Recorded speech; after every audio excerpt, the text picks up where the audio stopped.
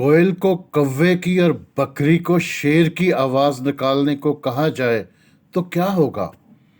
ہاتھی کو بندر اور لومڑ کو گھوڑا بنا دینے سے کردار کہاں بدلتا ہے؟ یہ جو ہو رہا ہے یہ نوشتہ دیوار تھا، اور جو ہونے کو ہے اس کی شنید دی جا چکی ہے۔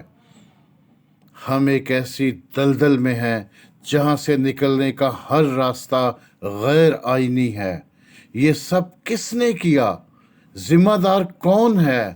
سوال اپنی جگہ، مگر کہانی کے سب کردار ایک جیسے ہیں۔ کسی ایک کو مائنس کرنے سے اصل ذمہ دار چھپائے نہیں جا سکتے۔ بھنور در بھنور پھنسی ریاست اب اس نہج پر ہے کہ آئین سے ماورا کسی بھی حل کی متحمل نہیں ہو سکتی۔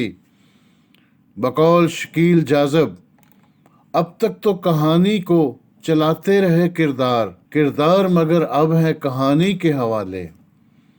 باجوہ ڈاکٹرائن نے ہائی برڈ رجیم تشکیل دی تو کرداروں نے ضروری سمجھا کہ بس ایک ہی صفحہ تشکیل دیا جائے جس پر ایک ہی طرح کی تحریر ہو، ایک ہی جیسے کردار ہوں، ایک ہی آواز ہو، اور یوں ایک ایسا ماحول ہو جہاں مکالمہ، تنقید، اختلاف جیسے تمام الفاظ بے معنی ہوں۔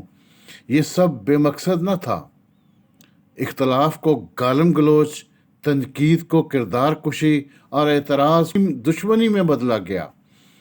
سیاسی معاشرہ رجمٹ بن سکتا ہے اور نہ ہی قومی اسمبلی بریگیڈ، مگر دراصل یہ کوشش ملک میں جمہوریت کو ختم کرنے اور فسطائیت کی راہ ہموار کرنے کے لیے تھی۔ آزاد تعمیری صحافت اور آزاد عدلیہ اس کا پہلا نشانہ بنے، اور یوں دھیرے دھیرے ایک جیسی آوازیں سنائی دینے لگیں۔ عدلیہ سیاسی جماعت کا روپ دھارنے لگی، فیصلے آئین اور قانون سے ماورا ہونے لگے، اور پارلیمنٹ جس کی اکثریت کسی سیاسی سوچ کے ساتھ نہیں بلکہ شخصیت پرستی کی حامی تھی، اس کا چہرہ مسخ ہونے لگا۔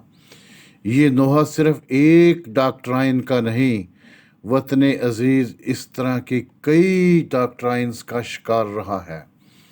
ستم ظریفی یہ ہے کہ اس ڈاکٹرائن کا سیاسی کردار سلاخوں کے پیچھے، جبکہ عسکری کردار جنرل ریٹائرڈ باجوہ اور جنرل ریٹائرڈ فیض آج بھی احتساب سے بالا تر ہیں۔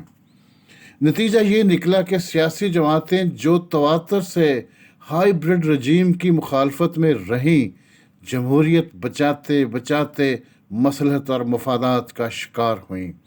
سیاستدان علاج کے لیے اسی در پر رہے جو بیماری کا سبب تھا۔ سیاسی جماعتوں نے عوام کا اعتماد حاصل کرنے کی بجائے مقتدرہ کا دل جیتنے کی کوشش کی، جمہور کے لیے قربانی دینے کی بجائے سیاسی روایات کی قربانی کو جائز سمجھا، بیانیے بدلے، نظریے تبدیل کیے، اور نتیجتاً عوامی اور سیاسی خلا پیدا کیا۔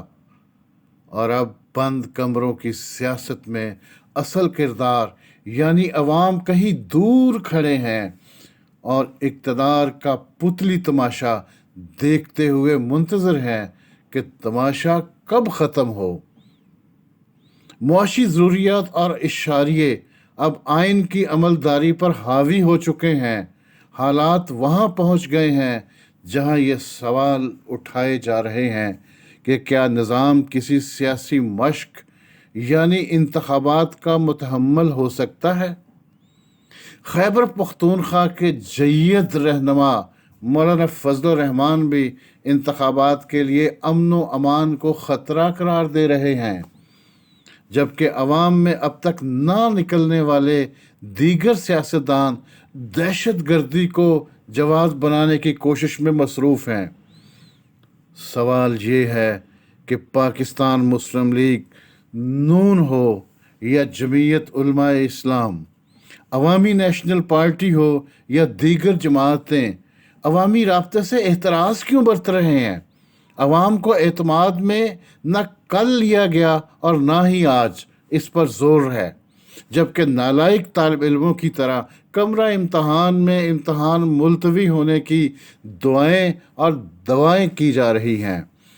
کیا انتخابات فروری سے آگے لے جانے کے امکانات بنائے جا رہے ہیں؟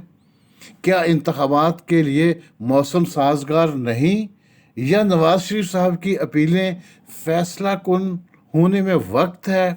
سیاسی اور صحافتی حلقوں میں ایک مرتبہ پھر انتخابات میں التوا کی خبریں سوالات کو جنم دے رہی ہیں۔ انتخابات ملتوی ہوئے تو آئندہ انتخابات کب ہوں گے؟ اس کی ضمانت کس کے پاس ہوگی؟ عدالت، ریاست اور نظام کا ایک اور امتحان شروع ہونے کو ہے۔ سیاسی جماعتیں انتخابات سے دور ہیں اور انتخابی ماحول ناپید۔ عمران خان کی انتخابات سے عدم موجودگی نوشتہ دیوار دکھائی دے رہی ہے، تاہم تحریک انصاف کی بطور جماعت عدم شمولیت انتخابات کی شفافیت پر سوالات اٹھا سکتی ہے۔ سوال یہ ہے کہ عمران خان کے بغیر تحریک انصاف بطور سیاسی جماعت اپنی شناخت کیسے برقرار رکھ پائے گی؟ یہ خود جماعت کے لیے ایک بہت بڑا امتحان ہے۔ کل جو صورتحال نواز لیگ کے لیے تھی، آج تحریک انصاف کے لیے ہے، مگر اصل سوال نظام کا ہے۔